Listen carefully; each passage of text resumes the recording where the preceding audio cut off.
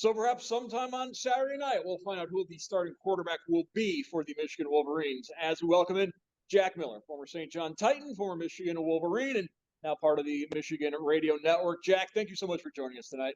Yeah, thanks, Mark. Thanks for having me. Let's begin with that quarterback situation, as the presumption was Alex Orji would be the starter, but you've got Davis Warren, who has pushed him, and now they're neck and neck. Yeah, that's the reports coming out of camp. It's interesting with Coach Harbaugh no longer with the Wolverines. The media attention seems to die down a little bit. He doesn't garner the same fever from the media that Sharon Moore does, which is okay. They seem to have gone in a bunker a little bit, keeping it close to the vest, so to speak, on what's going to happen with the starting quarterback. Both guys have different strengths. Obviously, we've seen a little bit of Alex Orji in the past, a tremendous athlete. It's going to be hard to keep him off the field, but we'll see what happens. And I think it's one of the challenges, but a good one, that they're going to have at a number of positions. They got a lot of talent, and they got a lot of guys that can do things, particularly in different areas from the next guy. So how they're going to utilize all that talent, whether it's at quarterback, running back, or wide receiver, it's going to be really interesting to watch this season. I think one of the interesting things about this Michigan team is we heard all offseason, but all the guys that went off to the NFL, all the starters they have lost. So there's going to be a lot of new starters, but there's still a lot of familiar faces because they've got a lot of experience. They're just not necessarily experienced as starters, and that's going to be the challenge this season.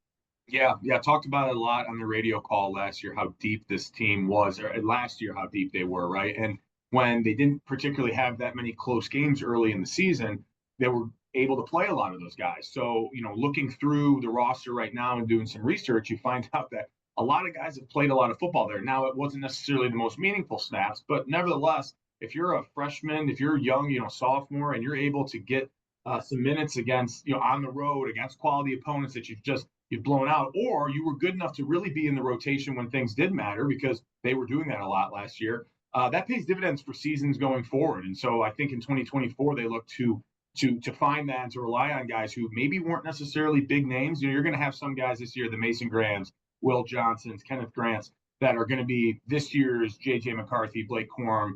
But you're going to have a lot of guys that played a little bit last year, and maybe the Michigan faithful know, but not on a national scale. And that's really going to be the difference, I think, this year, and what kind of success it is or isn't, is does that crop of guys stand out and take that jump to be, the type of player that they need to be at Michigan to still win championships.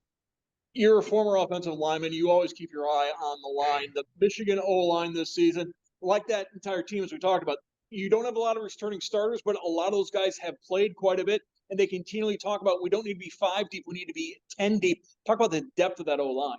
Yeah, I mean, they've done a good job building it up over the last several years. They have recruited and developed incredibly well at all positions and offensive line. You just figure with Michigan football, it has to be there, right? They want to run the ball. They want to play a physical style of offense. Don't always have the most, electric skill position guys that get their job done and do well. But a lot of that is predicated upon great offensive line play. And going to be a tall task for them to replace all 5 guys. To your point, those 5 that are supposed to start this year have all had some game time action. We'll see if those 5 are the ones who, in fact, get the nod.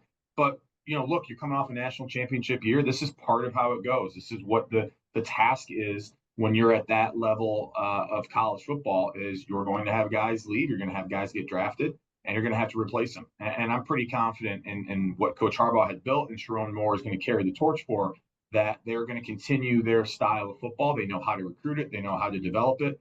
And now they got to go execute it this fall.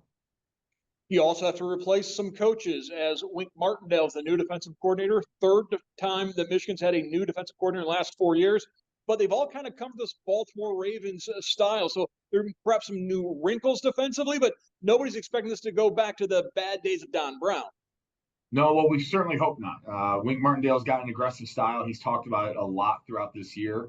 I think part of that is certainly the scheme in which they want to play, but it's about more the personnel that they have. When you have a defensive line and 2 of the best defensive tackles in the country, and the best probably player in college football in Will Johnson at cornerback, that allows a lot of flexibility with what you want to do with coverages, what you want to do as a front, as a defensive front, the blitz packages.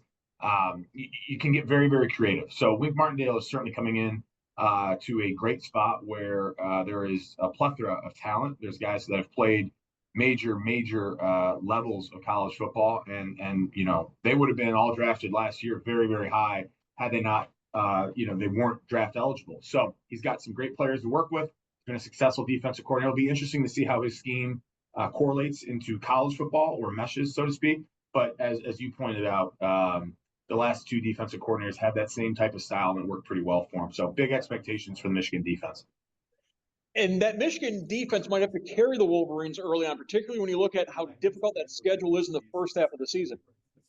Yeah, I would think so. I mean, the style that they want to play, that physical, run the football, own the line of scrimmage, that starts with playing good defense. I mean, even last year, the offense got it done when they needed to, but I don't think anybody would have called Michigan's offense electric, right? It was very balanced. It got the job done. It was very efficient, but there was really good defense on the other side of that ball too. That was stifling and that was able to create opportunities from. And it's going to be no different this year in their mind. That's what they're going to have. Certainly, just the way it's played out.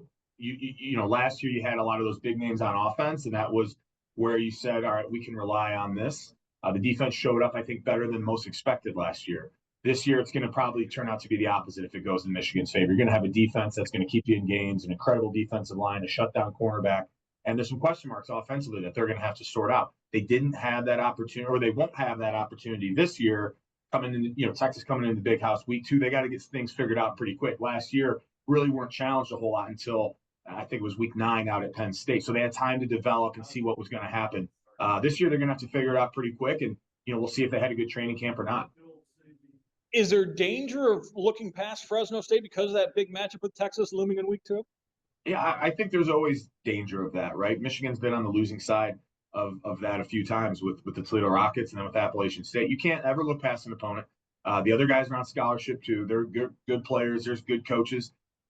Fresno State's going to come in with a reckless mindset in a good way of, hey, we have nothing to lose. We're going to throw it all out there. It would be their Super Bowl to come into the big house under the lights and get a win. The Fresno State coaches have probably been, watching Michigan game film since, last December probably, and getting ready for that. And, you'd be hard pressed to think that Michigan was looking at them all offseason and maybe not some of the bigger opponents trying to get ready. So I think you're always at risk for that. You have to respect your opponents. You have to show up every single day.